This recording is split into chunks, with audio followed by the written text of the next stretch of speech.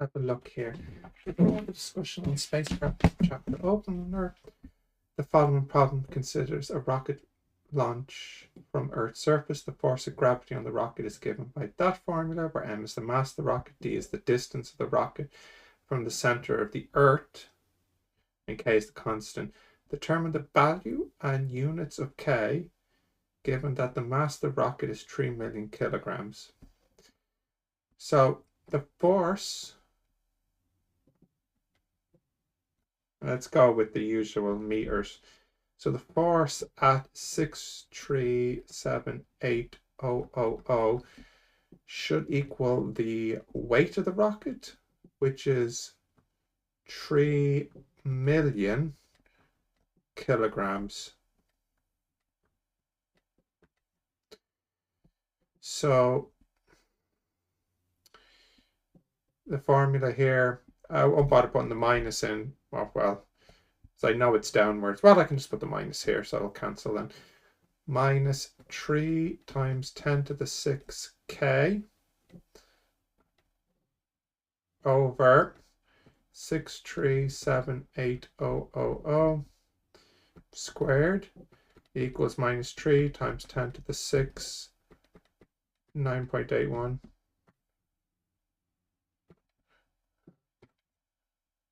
Cancel. So that means the K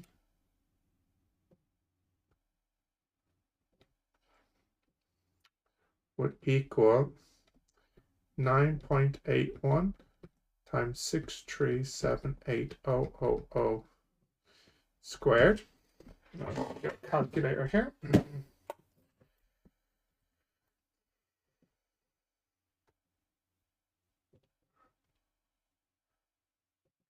637. So 3.99 if we just do 3 significant figures, because the 9.81 times 10 to the 14, and the units would be, well, that's meters per second squared, and that's meters squared, so that would be meters cubed per second squared.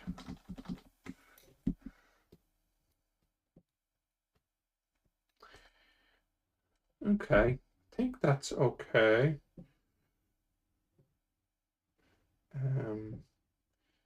Determine the value in units of K given that the mass structure.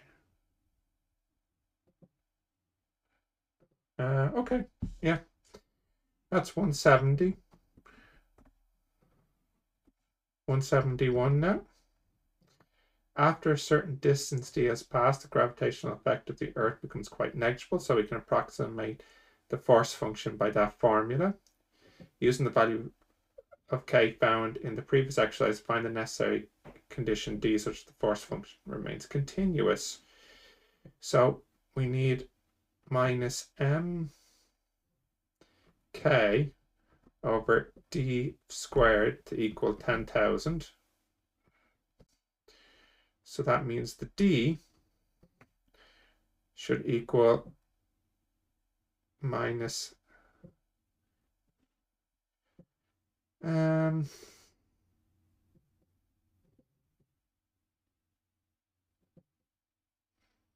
shouldn't that be a minus though, to be consistent, unless the k is a minus? I feel like that's a typo. The force of gravity, but it's not the magnitude of the force. So if we take up as positive and down as negative, I'm pretty sure that should have been minus.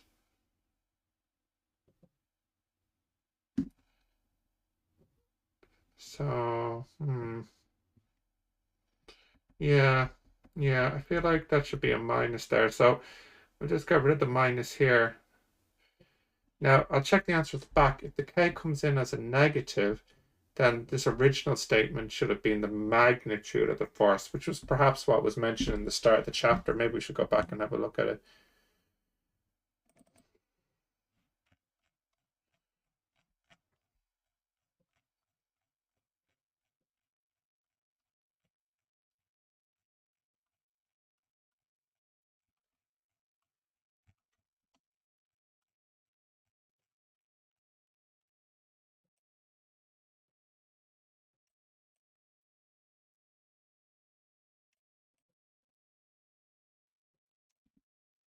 Is that chapter 2, is it?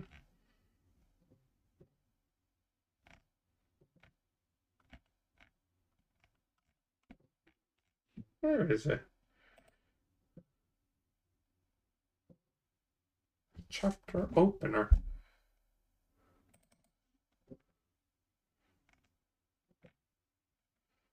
Hmm.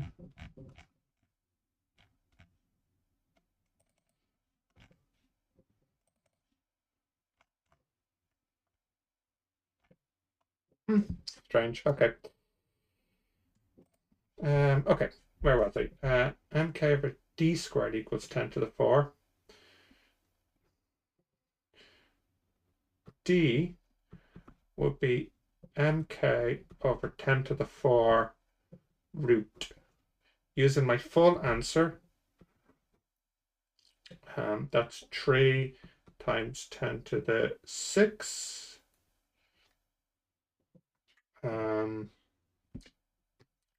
Times the answer I got previously, all over 10 to the 4.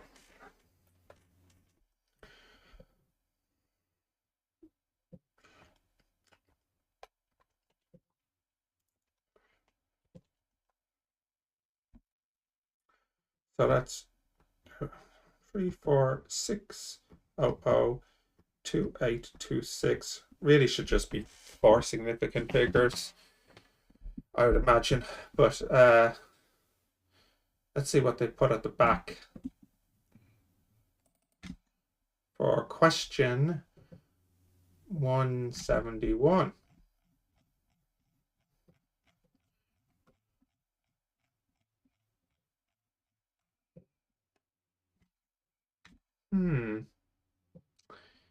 Now, that's a little bit different, which makes me think they didn't use the full value or a different value than 9.81. So let me search here.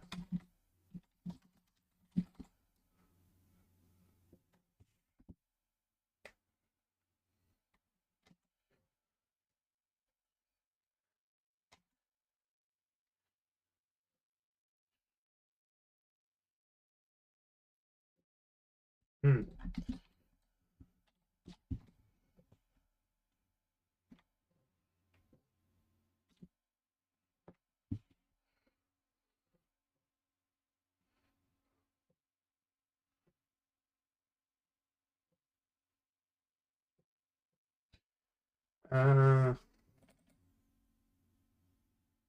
See, this book is using 9.8 rather than 9.81. I wonder, okay, let's see how much of a difference that would make.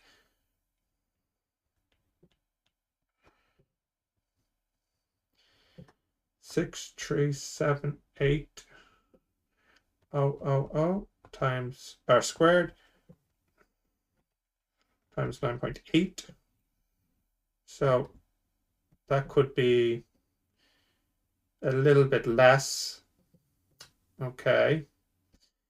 But still back to 3 significant figures. All right. So now, or 3, 4, 5, 8, 2, 6, 4, 2, 8.9 newtons. Now let's see if that explains it.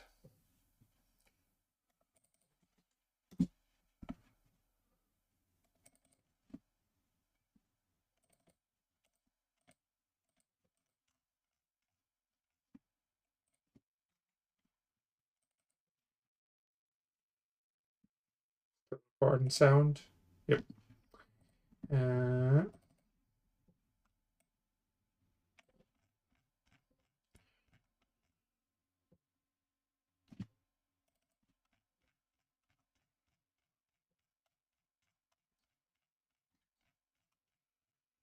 Mm, 3, 4, 5, 8, 2, 6. 3, 4, 5, 8, 2, 6. Okay. So they go with more significant figures than I would like. Actually, they don't say anything about the decimal places or significant figures.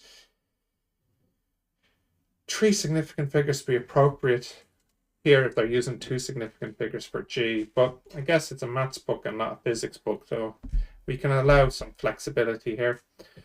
Okay. Oh, and I do think there should be a minus there.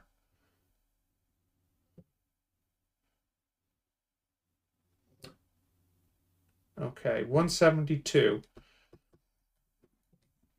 As the rocket travels away from the Earth's surface, there's a distance d where the rocket sheds some of its mass since it no longer needs the excess fuel. We can write this function as follows. Is there a value of d such that this function is continuous? Let's see. Minus m1k over d squared equals minus m2k over d squared. No,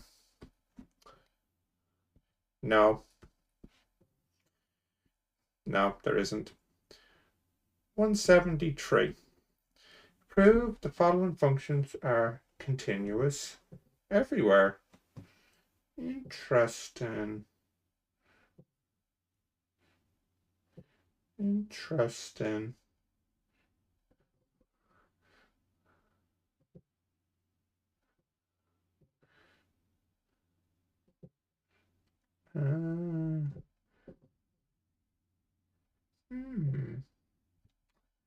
I'll have to have a think about that. Okay. So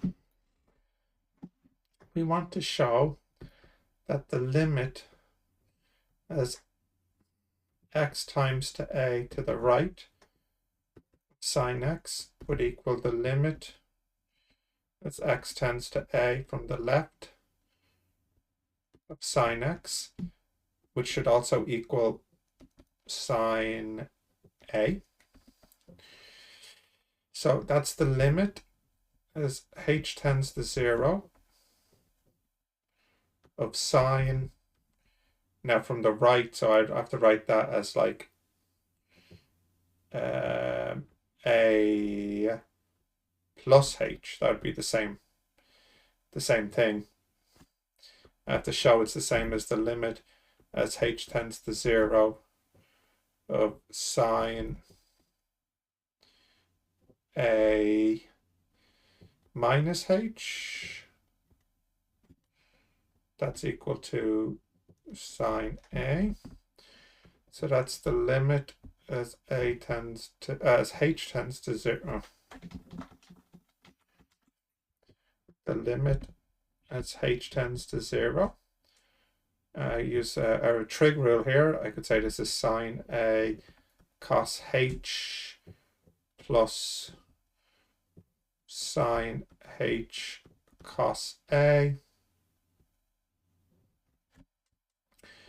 That's equal to the limit as h tends to 0 of sine a cos h minus sine h cos a equals sine a.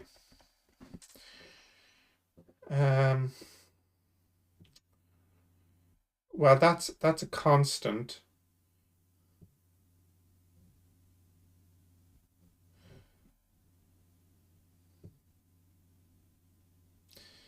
And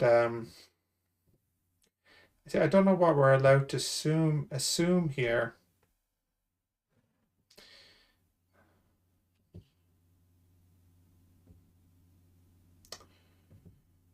I can definitely can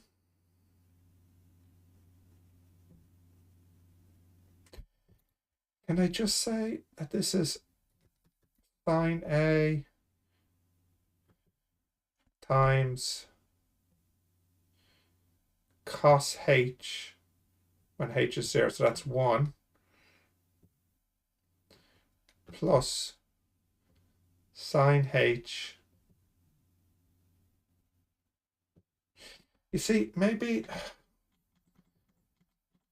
as long as I can use the fact that the limit as h tends to 0 of sine h is 0. I have to use that fact. I have to show that, and I think that's fine, because I'm not assuming that sine is continuous everywhere.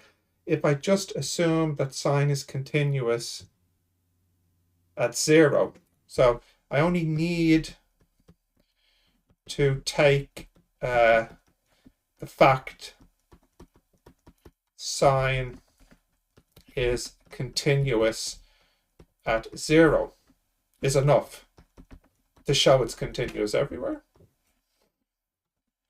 So then this becomes, and likewise for cos.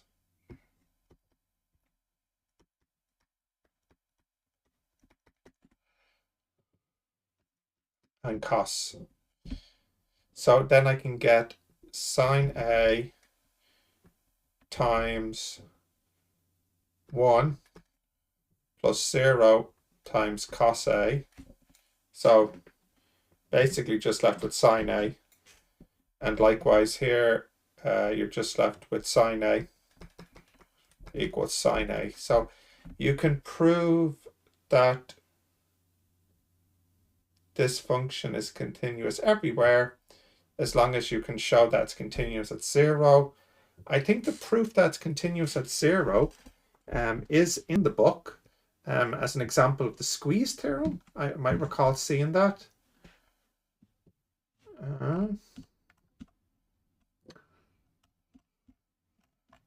Squeeze.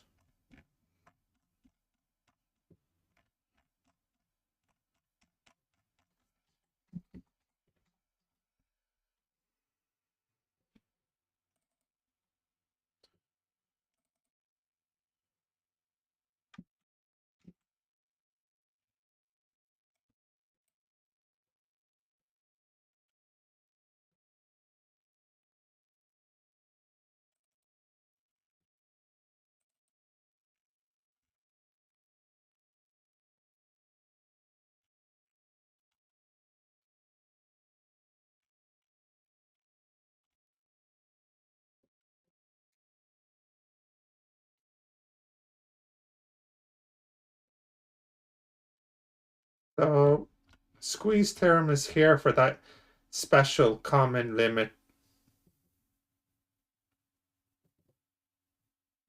So C 2.18, which says sine theta as theta tends to 0 will equal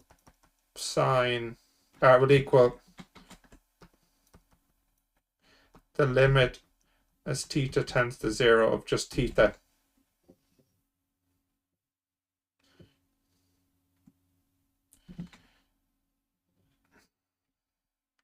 Which will equal 0 then. Yeah. Yeah, I think that's what they're looking for here. I'm not 100% sure, but something along these lines. Let's see, about 174.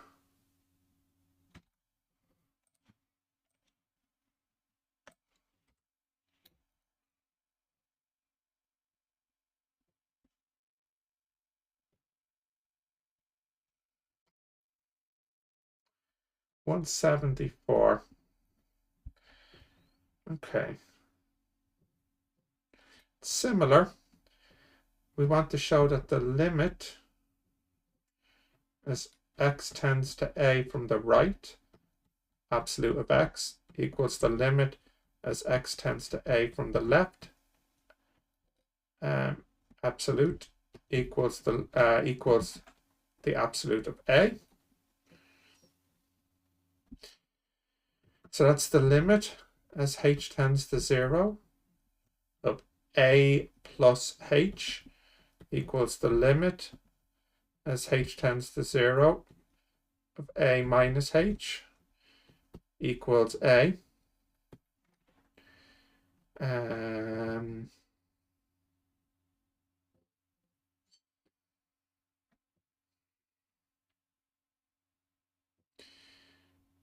So we can just consider or possibilities. So for example, case 1, a plus h is more than 0, and a minus h is more than 0.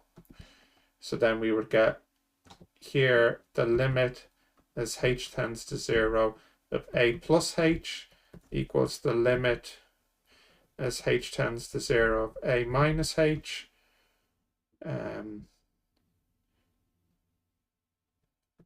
This is for all h. That should equal, so a would be positive, so that's a. And that's clearly true. A plus a small number that's tending to 0 is a, and likewise a, and likewise a. And then we can repeat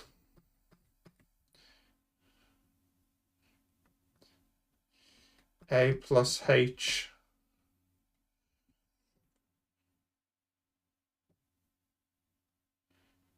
less than 0, and then a minus h less than 0. Basically, what we're saying here is a is positive. And then here we'd say a is negative. So the only slight difference here is if a is negative, then this becomes the limit as h tends to 0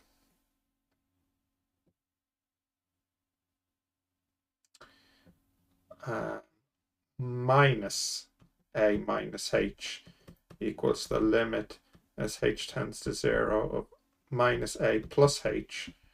That should equal minus a,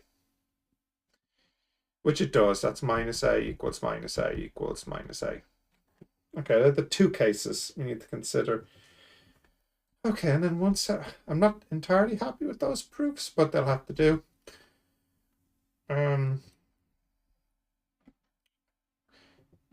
Where is that function continuous? Only at 0. Actually, let me just check the answers.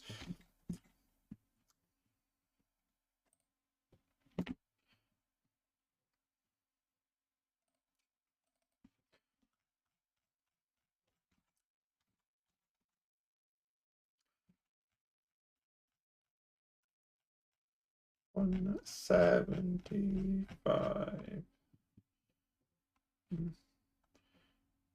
Oh, it's nowhere. No, it's 0. Oh, it's 0, 1, not 0x. I was thinking of the other example. The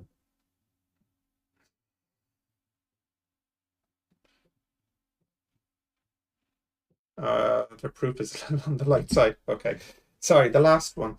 So it's an infinite number of jump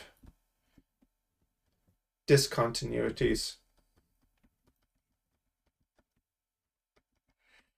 And just as a little side note, just so you know, the example I had in my mind was fx equals 0x, and this is when x is, it doesn't matter which way around it is, rational, and x is not rational. So in that example, you get this kind of dot, dot, dot, dot, dot, dot, dot, dot, dot, like that. And there's infinite number of jumps, but actually at 0 it's defined, and everywhere else it's not continuous. It's continuous at 0. That was the example I had in my mind, but this one is the other one that is discontinuous everywhere. So because of the infinite jump discontinuities, the answer is nowhere. Okay, the only thing I'm not too happy about are these two here. I'm not too happy with my proofs, but they look a little bit better than what's at the back. And I'm not sure, are we taken down as negative? So should that not be a minus in question 171? Maybe I'll open a ticket about that. Although I've submitted a few tickets and they've only ever replied to one, so I'm not feeling hugely motivated to submit a ticket, honestly. But maybe you can tell me if I'm wrong here, if I'm thinking about it the wrong way. I'm just taking it down as negative.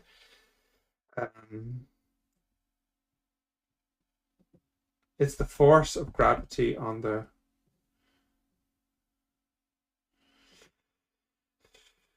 They definitely put a minus in the formula. It seems to me they're trying to say, you know, they're vectors, not scalars. Anyways, thanks for watching. We'll leave it there and I'll see you next time.